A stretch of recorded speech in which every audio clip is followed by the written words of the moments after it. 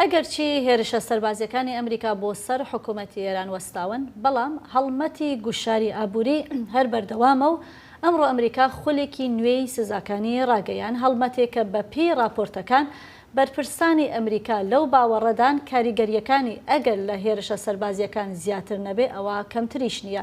سۆران خاتری پایامێرمان لە وەزارەتی دەرەوەی ئەمریکاوە لەگەڵماندایە. سۆران، لەسەر ئەو گوشار و سزا ئابووریانەی کە ئەمڕۆ ڕاگەیەندرا ئەبێ ئەکرێ وردەکاری زیاترمان بۆ باس بکەین؟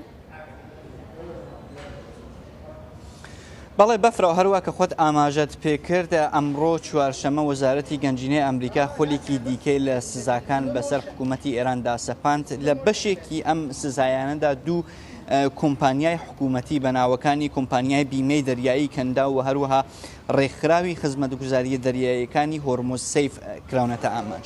وەزارەتی گەنجینەی ئەمریکا دەڵێت کە ئەم دوو دامەزراوە حکوومیە لە پلانی سوپای پاسداران بۆ سەرانە وەرگرتن لە کەشتیەکان لە تەنگەی هۆرموز ڕۆڵیان هەبووەوە بە وەرگرتنی پارەی زۆرە ملێ بیمە لە کەشتیەکان داهاتیان هەبووە بۆ کۆماری ئیسلامی. تامی پیگۆت وەزارەتی وتەبێژی وەزارەتی دەرەوەی ئەمریکاش ڕاگەیاندراوێکی بەڵاوکردوێتەوە.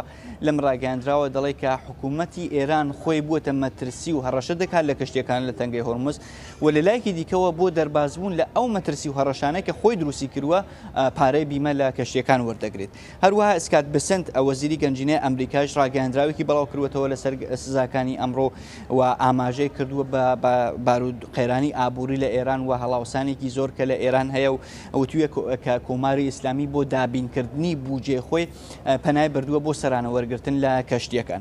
ئسکات بەسن جەختی کردوێتەوە کە ئەمریکا ڕێگە ناتات کە حکوومەتی ئێران هاتوچووی دەریایی یا بازرگانی جیهانی بکاتە بگرێتە گەمارە و هەروەها لە هاتوچووی دەریایی نێودەوڵەتی بۆ پارە دەرهێنان و بۆ یارمەتی دارایی سوپای پاسەران کەڵکوەر بگرێ. لە بەشی دیکەی گەماروەکانی ئەمڕۆ یا سزاکانی ئەمڕۆدا 8 کۆمپانیای کەشتیوانی و 8 کەشتی نەوت هەڵگر کراونەتە ئامانج کە پەیوەندیدار بوون بە گواستنەوەی نەوتی ئێران بە نەهێنی. وەزارەتی گەنجینەی ئەمریکا دەڵێت ئەم کۆمپانیا و کەشتی نەوت هەڵگرانە بەشێکن لە کەشتیان تۆڕی کەشتیە نەهێنیەکانی حکوومەتی ئێران کە توانیویانە میلیۆنان بەرمیل نەوت بگوازنەوە بۆ چین و هەروەها بۆ ئەمارات. وەزارەتی دەرەوەی ئەمریکاش دەڵێت کە حکوومەتی ئێران بۆ دابینکردنی داهاتی خۆی و بۆ دەربازبوون لە گەماروەکانی ئەمریکا پێویستی بە ئەم تۆڕە نەهێنیە هەبووە کە دروستی کردووە لە کەشتیەکان و لە کۆمپانیەکانی گواستنەوە.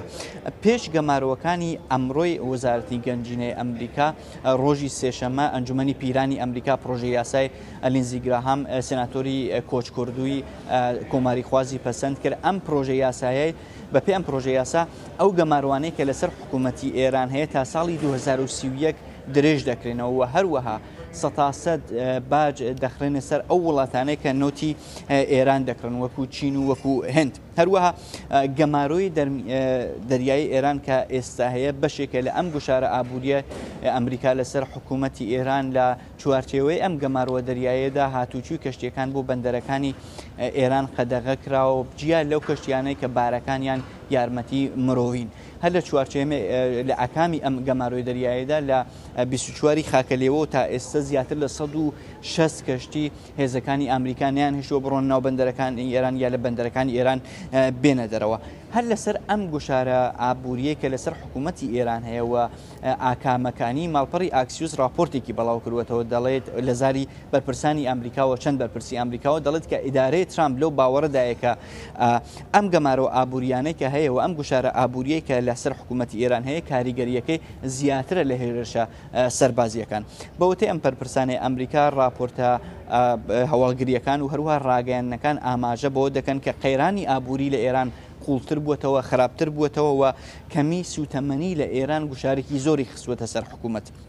بەوتەی یەکێک لە بەرپرسەکانی ئەمریکی کە بە لەگەڵ ئاکسیوس قسەی کردووە دەڵێ ئەگەرچی بەرپرسانی حکوومەتی ئێران داوایان کردووە کە هێرشە سەربازیەکانی ئەمریکا ڕابگیرە بەڵام زیاتر لە هەموو شتێک بە دوای پارەوەن. ئەم بەرپرسی ئەمریکا دەڵێت کە گوشاری ئابووری توانیوەتی کاریگەری زیاتر بخاتە سەر حکوومەتی ئێران. ئەلبەتە دەبێت ئاماژە بۆش بکرێت کە ئەم راپۆرتە تا ئێستا بە شێوەیەکی فەرمی لەلایەن حکوومەتی ئێران لەلایەن حکوومەتی ئەمریکاوە پشتڕاست نەکراوەتەوە. سۆران خاتری پامنەری دەنگی ئەمریکا لە وەزارەتی دەرەوە. سپاس سۆران بۆ زانیاریەکانت.